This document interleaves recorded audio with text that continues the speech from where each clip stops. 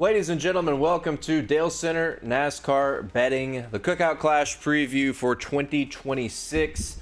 Very interesting week. It feels weird right now, probably for you as well. I got 10 bets that we're going to talk about, but it does feel weird because this is airing on a Tuesday for a Wednesday race.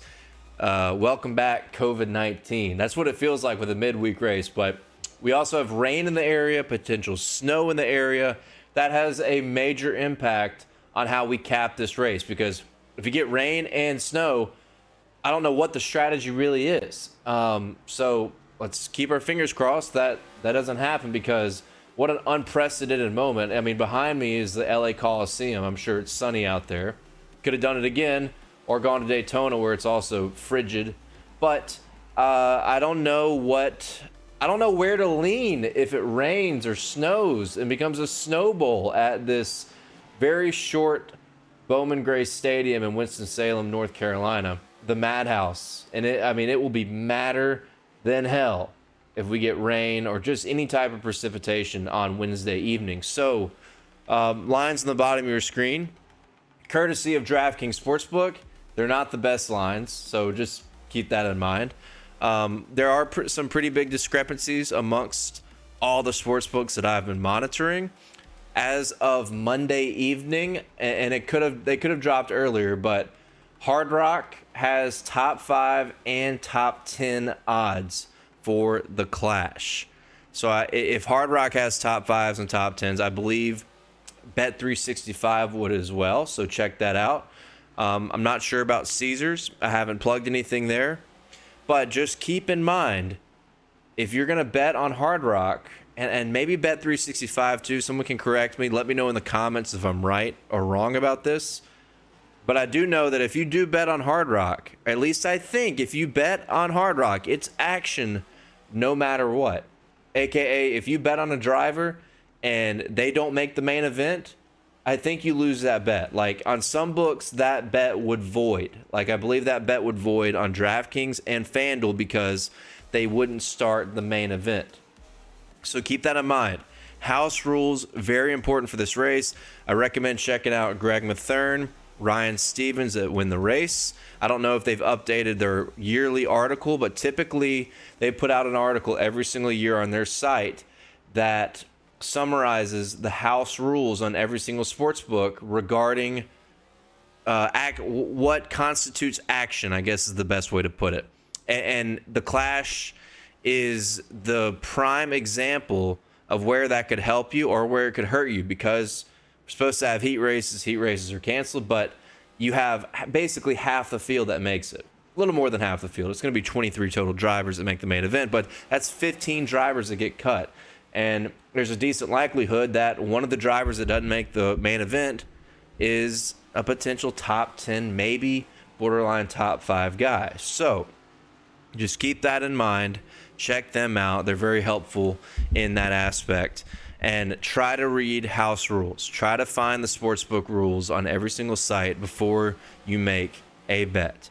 So let's talk about the Cookout Clash at, I keep wanting to say the Coliseum as you see it behind me, but the Cookout Clash at Bowman Gray Stadium. 10 bets that we're going to talk about here leading up to Wednesday night's race, if it happens. It may not even happen. So starting out, let's talk about driver number 60, Ryan Preece. Top 5 line plus 615 over on Hard Rock bet. Now, because the heats are canceled and everything, the schedule got messed up, Ryan Preece and this team badly hurt by this, because they sold their points to Cody Ware, and the qualifying lineup is basically by points, and the qualifying groups are basically by points. So because they basically either swap points or have no points from 2025, they're basically treated like they finished like 38th in the standings, which means they have to go out first in qualifying, because the way the groups work, if you finished deeper in the points in 2025, you're going to go out earlier, which is a big disadvantage for qualifying.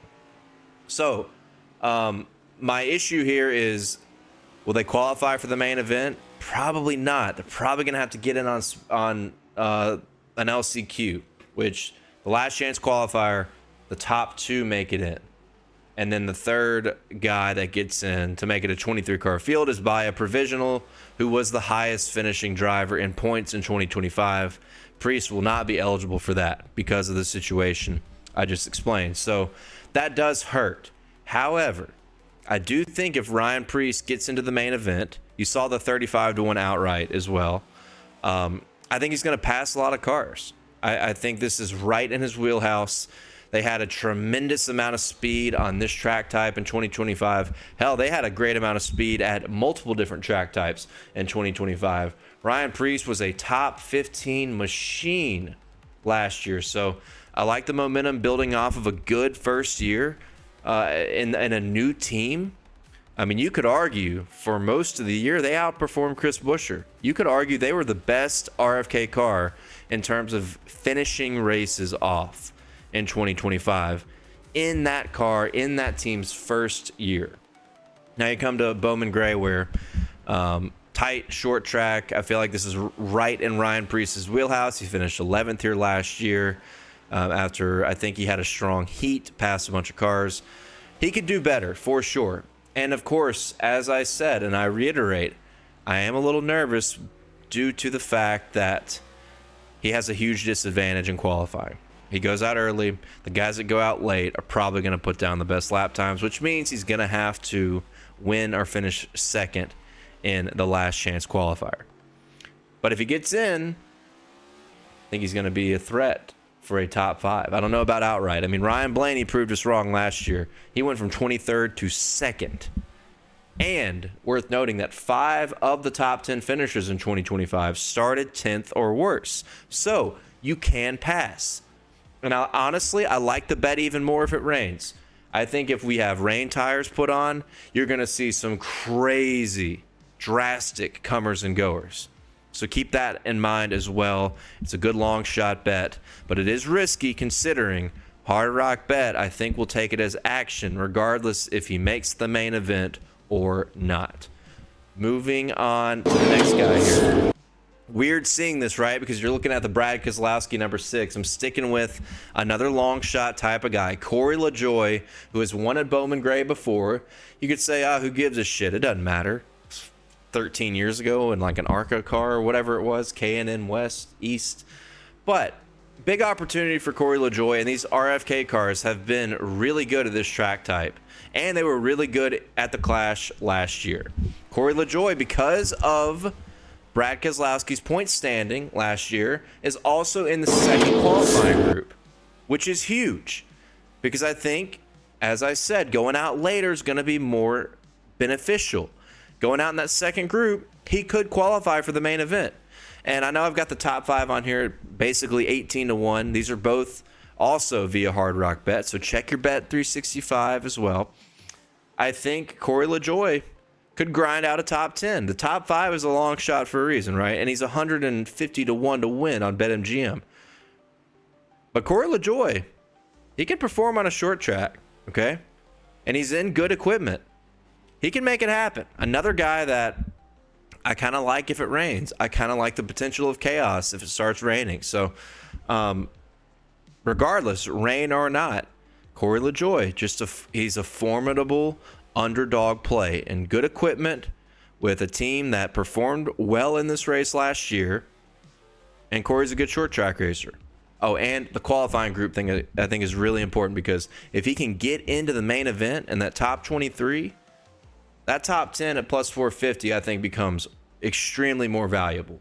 Similar to Ryan Preece, can he get in the main event? I think he can. So giving you a couple underdog bets to start out here for the Cookout Clash. On to the next guy. Not as much of an underdog, but Chase Briscoe, a guy I talked about a good bit on our first preview for the season totals and the championship props. Chase Briscoe, 14-1. Now, this line I don't think exists anymore. If you subscribe over on dubclub.win, the Dale Club, you saw me plug this bet last Friday morning at 14-1 via FanDuel Sportsbook. I'll go ahead and tell you right now, if you're like, oh shit, I don't subscribe, or I didn't see it, or I didn't get it in time, I think 11-1 or 12-1 is fine too. This is the best qualifier of 2025.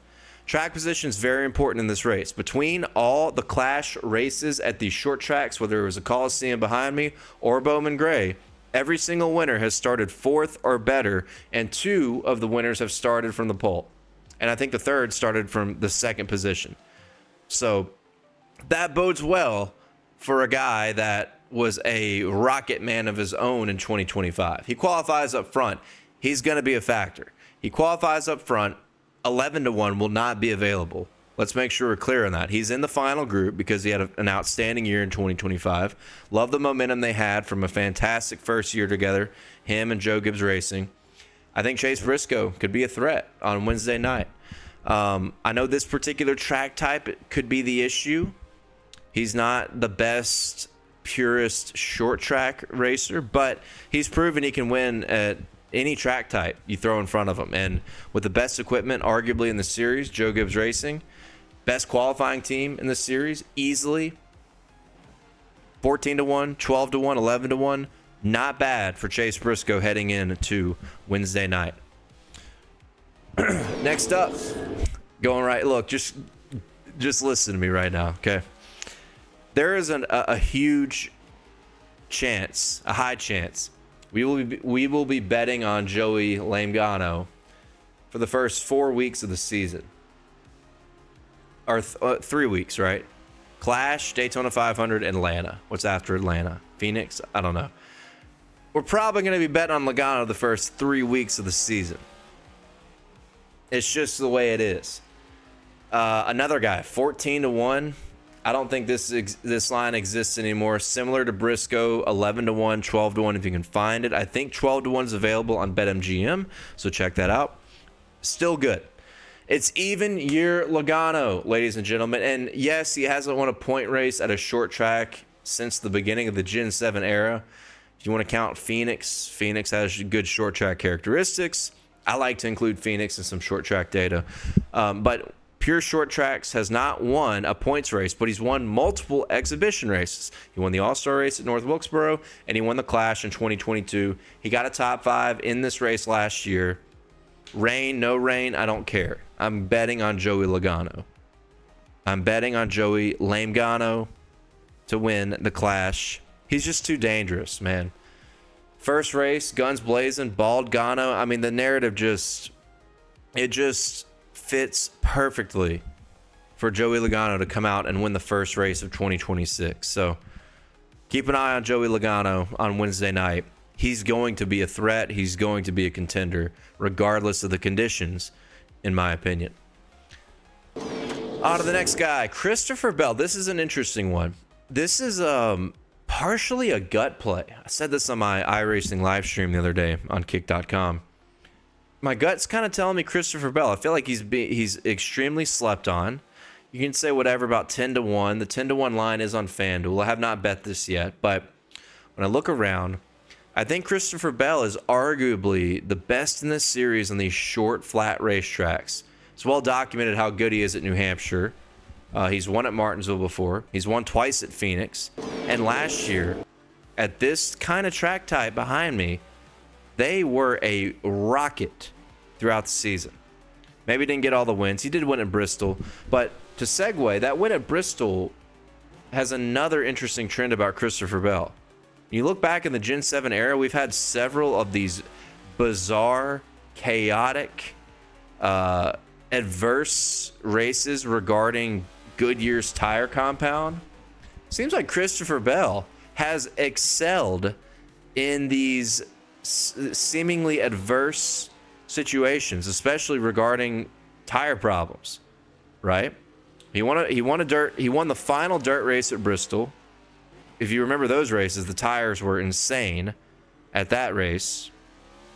He won a rain race at New Hampshire, which was so awesome. That was an insane race.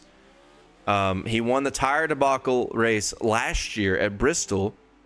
So, I mean, if there's been like 6 or 7 of these races, don't even say the 6-7 thing. Fuck you. If there's been like 7 or 8 of these crazy, weird tire grenade type of cup races in the Gen 7 era, I mean, he's won 3 of them. And if we get a rain race, it kind of makes me like Christopher Bell more. Again, kind of a gut play, kind of an analytical play. I think the short track data is there. Not to mention, he did win the All-Star race at North Wilkesboro last year. Another short, flat, characteristic type of racetrack. So I think Christopher Bell, 10-1, just kind of under the radar. Don't be surprised. It just kind of feels like a race Christopher Bell is going to pop up and win. So if we think about the rain, which right now, I've been checking the forecasts nonstop. Seems like it's going to rain and or snow, depending on the temperature. So honestly, if we get some adversity with weather and rain tires, it makes me like having Christopher Bell. Just from past results. We'll simplify it and leave it at that. Moving on, his JGR teammate, Denny Hamlin.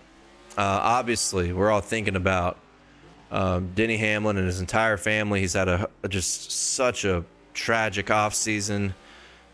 Off the track, you consider on the track what happened in the championship at Phoenix. My concern has been, where is his head at? Is his heart still in it? I don't know.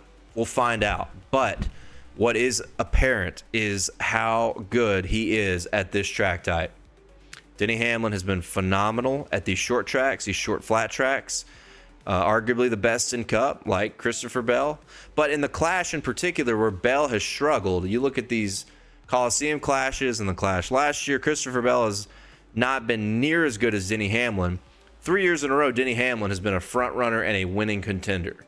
Finished third here last year, won the final one in LA in 2024. 2023 led laps. I think he got punted out of the way late, or blew the corner, locked the brakes up, and faded.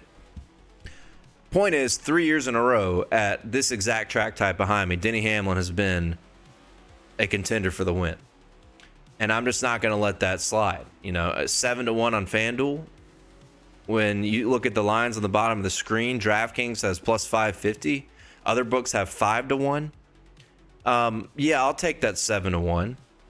My concern is rain. I feel like if it does rain, Denny Hamlin is going to be he will be just an instant fade if it rains, in my opinion, from what we've seen in the past.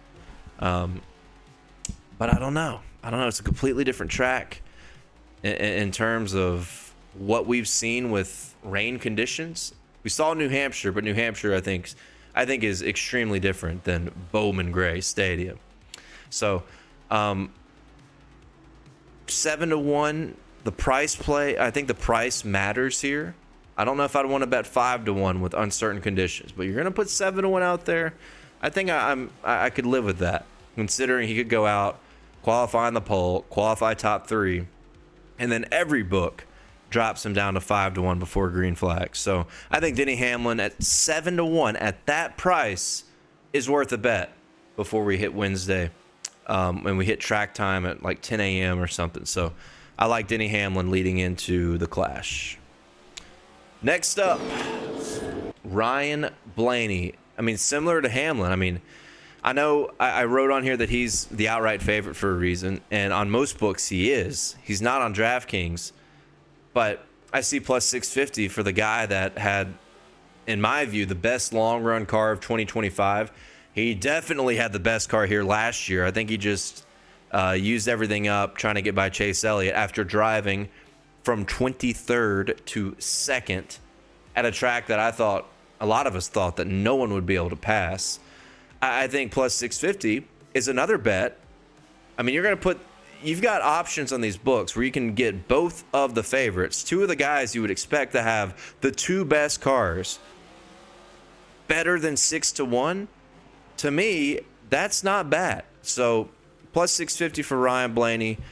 This line, I believe, also on FanDuel. It's either FanDuel or BetMGM. Again, I haven't bet it yet, but use the eye test. I'm sure data would tell you. Ryan Blaney, long run speed, has been better than everybody in Cup over the past year. So you come to these short tracks, you come to any track, any of these technical tracks, and that 12 car just hauls ass when the tires wear. So I like the Ryan Blaney bet. I'm not guaranteeing that I'm betting this or the Hamlin bet, just because I want more clarity on the forecast, right? We need more clarity on the forecast. And it looks like it's going to rain. So that throws everything through or for a loop. Next up, Bubba Wallace. We're going to go back to back here with Bubba. This is definitely a please don't rain type of play, because Bubba Wallace has been phenomenal at the Clash the last couple of years.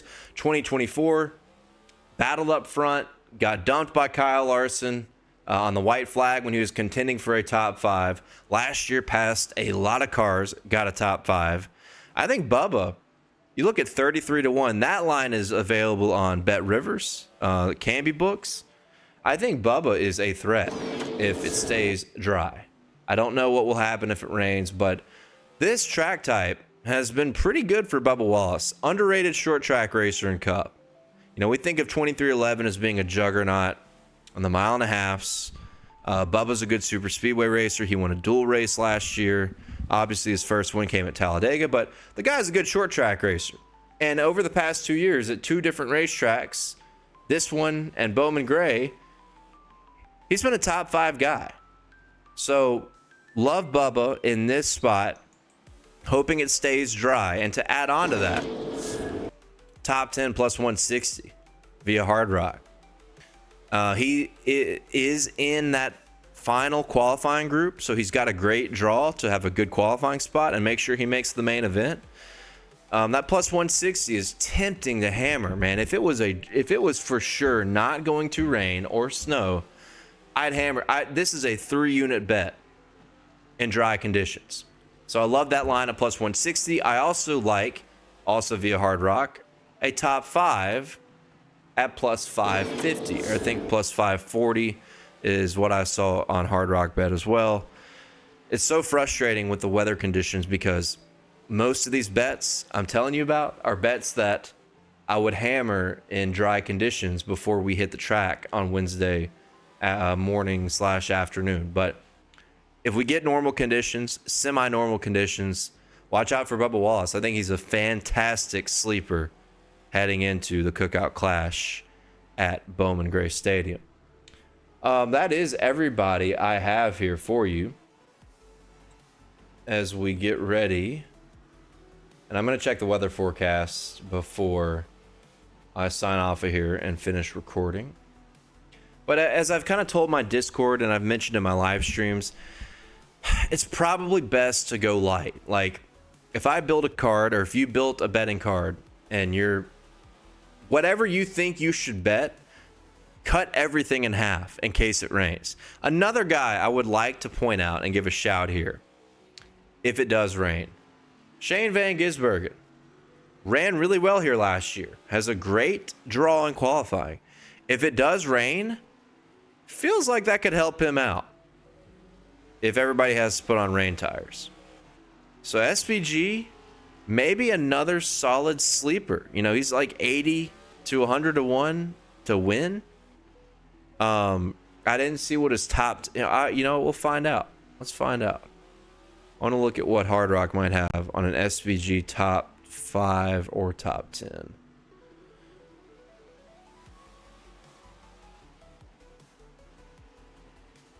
Pulling up Hard Rock. Good voice crack. Pulling up Hard Rock right now.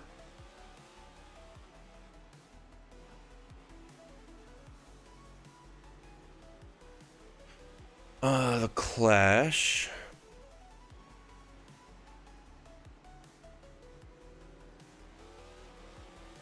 $5 to 1.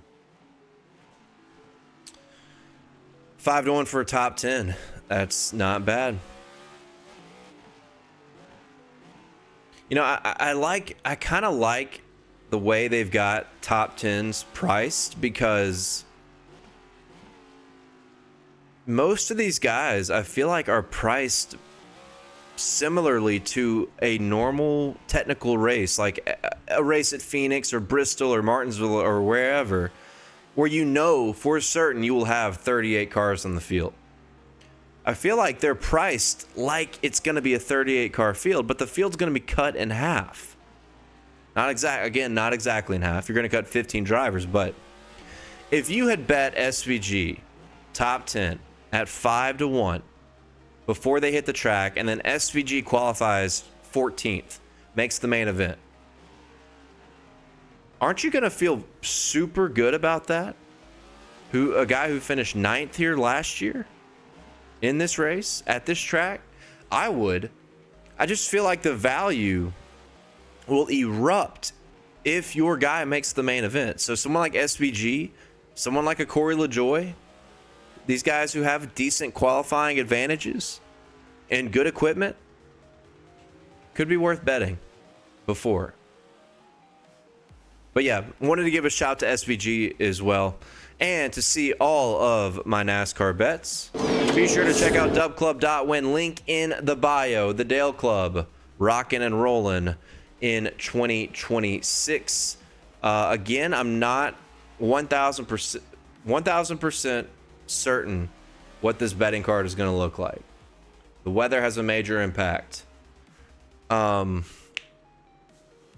there will be a betting card.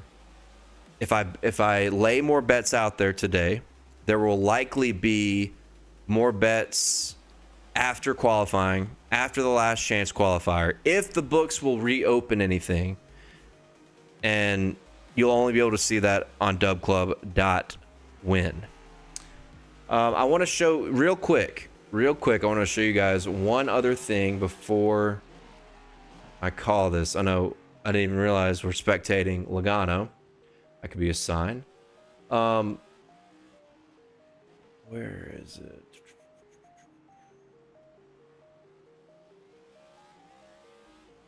Okay. This was a topic in my live stream the other night, and I want to make sure we're clear. This is me trying to help everybody out.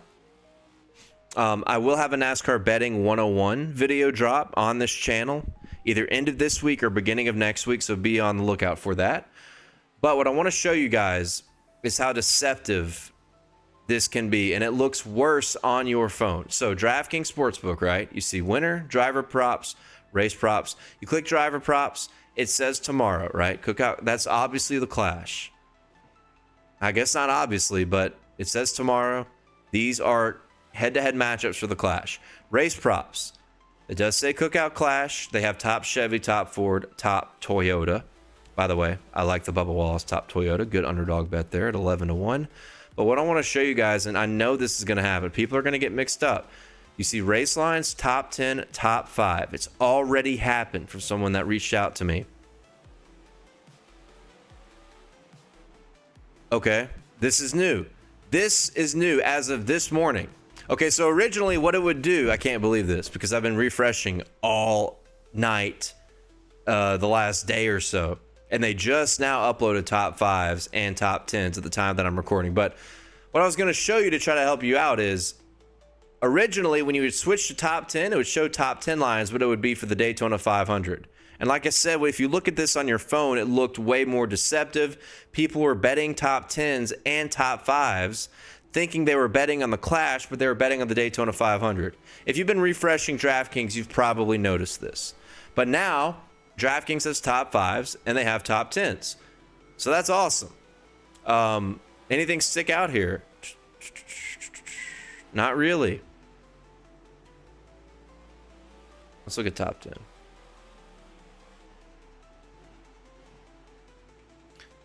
Not really. See, like I said, on Hard Rock, SVG was 5-1, 3-1 here. Corey LaJoie was plus 450. On Hard Rock, he's 4-1 here. Nothing crazy, really. DraftKings typically waters it down a good bit more than everybody else. I think Denny Hamlin's plus money top 5 on Bet Rivers. Blaney as well. So, anyway, I was trying to help you guys out. And then, of course, now they have specified because they have just finally dropped top 5s and top 10s. So, I guess we'll head back over to the main screen here. And just to recap before we sign off, top 10 bets. Dale Center top 10, you're looking at them. Ranked them in order. You see my units I've already put down on Logano and Briscoe outright. But the number one bet is the weather forecast. There is not a number one bet until we know what the weather forecast will hold, or at least have more clarity. So the most important part of this, I wanted to say this weekend, but it is going to be a Wednesday night race, maybe. The most important part of this Wednesday night Cookout Clash is what the weather gives us. And again, check out dubclub.win to see all of my NASCAR bets with specific unit allocations throughout the 2026 season. 127 units in the green on NASCAR races in 2025. That link is in the bio.